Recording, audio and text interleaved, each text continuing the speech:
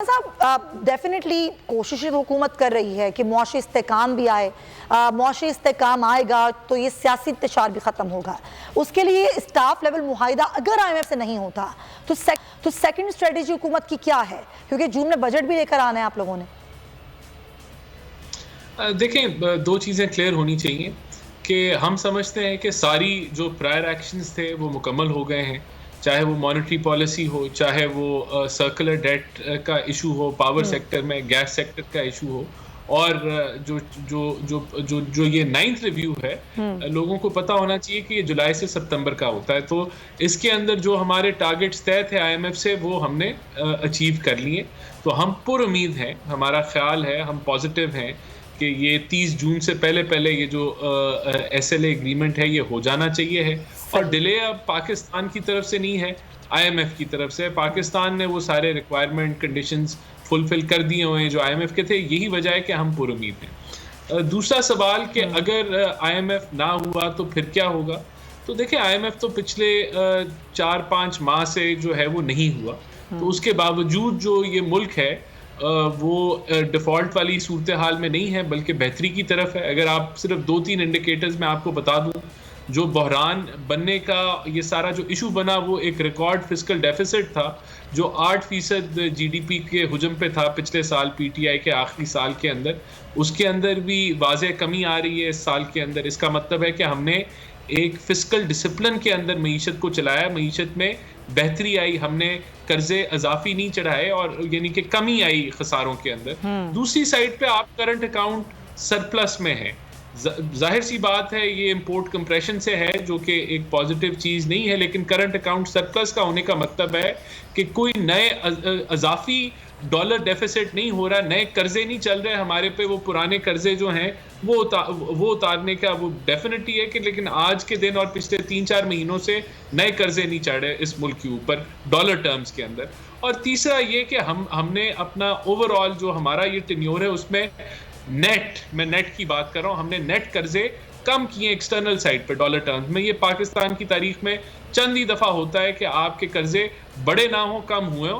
पहले लोग कहते थे कि हमने 10 अरब वापस किया, लेकिन वो 15 अरब इजाफी ले लेते थे, तो नेट 5 अरब डॉलर से कर्जे बढ़ जाते थे। अभी ये पिछले हमारे टेन्योर में नेट कर्जों में कमी आई है। तो ये सूरत हाल है, लेकिन हम पुरुमीद हैं IMF का मुआहदा होगा और SLA हो जाना चाहिए, हमारी तरफ से कोई पेंडेंस। अच्छा, कुछ मुआशी तज्जियाकार ये कई दफ़ा मेरे शोज़ में भी और वैसे भी उन्होंने बात की राना साहब कि अगर IMF से स्टाफ लेवल मुआहिदा हो भी जाता है तो डॉलर को कंट्रोल करना फिर भी इतना आसान नहीं होगा। डॉलर की स्मगलिंग अभी नहीं बल्कि 1 साल से ही, उससे पहले से ही जारी है। डॉलर रेट कंट्रोल करने के लिए हुकूमत क्या कर रही है, इसकी स्ट्रेटेजी क्या है? एक तो डॉलर है नहीं जिसकी वजह से इंटरनेशनल पेमेंट्स नहीं हो पा रही, फिर ज़ाहिर डॉलर बढ़ता है, आपके रुपए की कदर गिरती है, तो वैसे ही मईशत को बहुत नुकसान पहुँचता है। उसके लिए हुकूमत क्या कर रही है? देखिए, डॉलर को कंट्रोल करने के लिए हमने ये डॉलर के आउटफ्लो को कंट्रोल किया है, तो तभी हम करंट अकाउंट सरप्लस में आए। लेकिन जो गैर ज़रूरी इंपोर्ट्स थी, जो कि यानी कि जो सूरत हाल जिस तरह की जिस मुल्क जिस क्राइसिस से गुजर रहा है उसमें डॉलर की शॉर्टेज है हमारे पास, तो हमने ऑटोमोबाइल्स और इनकी प्रायोरिटी तरजीहात नहीं दी। तरजीहात हमारी उन चीज़ों के ऊपर है जो एक्सपोर्ट ओरिएंटेड हैं, उनसे रिलेटेड अगर कोई इंपोर्ट होनी है डॉलर टर्म्स में तो उसको इजाज़त है या उसके लिए आसानी है। अब तो वैसे ये कमर्शियल बैंक्स इन चीज़ को देख रहे हैं जहां प्रायोरिटी हुकूमत ने दी है।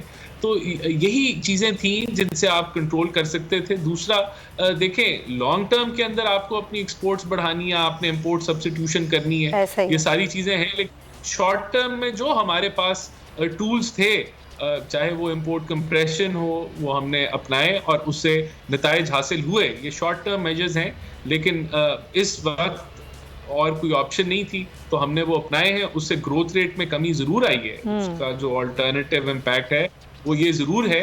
लेकिन अल्हम्दुलिल्लाह हम ये कह सकते हैं कि पाकिस्तान अभी वो जो डिफॉल्ट का नारा लग रहा था और एक रेटरिक बनाया जा रहा था सियासी तौर पे, वो नहीं है। दूसरा, मैं समझता हूँ कि जो पॉलिटिकल इंस्टेबिलिटी थी उसने बहुत माशी नुकसान पहुंचाया, उसमें भी कमी वाक़ई हुई है जो कि पाकिस्तान की मईशत के लिए बेहतर होगा। आने वाले दिनों में हम बॉटम आउट कर चुके हैं इंशाल्लाह। और आवाम तो यही चाहती है राना साहब के सियासी इस्तेकाम आए ताकि मुआशी इस्तेकाम आए, आवाम को रोजगार मिले और उनके लिए आसान हो जिंदगी को गुजारना। अगर आपको ये वीडियो पसंद आई है तो सब्सक्राइब करें और बेल आइकन पर क्लिक करें। इंतजार था ना, चलो इस बार वो करते हैं जो इससे पहले किया ही नहीं। किस्मत की आंखों में आंखें डाल के जीतना होगा। सब में है शेर जैसी राह, जर्रा जर्रा भी हर कंटेस्टेंट को लगेगा पहाड़। लड़खड़ाना नहीं है, खोल दो अपने पंख अगर आसमान छूना है। अबे लग रहा है ये सब पहले भी कहीं सुना है। एंटरटेनमेंट की गारंटी जनाब, क्योंकि यहाँ खेलोगे कूदोगे तो बनोगे नवाब। खुश रहो पाकिस्तान। खुश रहो पाकिस्तान, बुध और जुमेरात शाम 7 बजे सिर्फ बोल एंटरटेनमेंट पर। सब्सक्राइब करें और बेल दबाएं ताकि कोई खबर रह न जाए।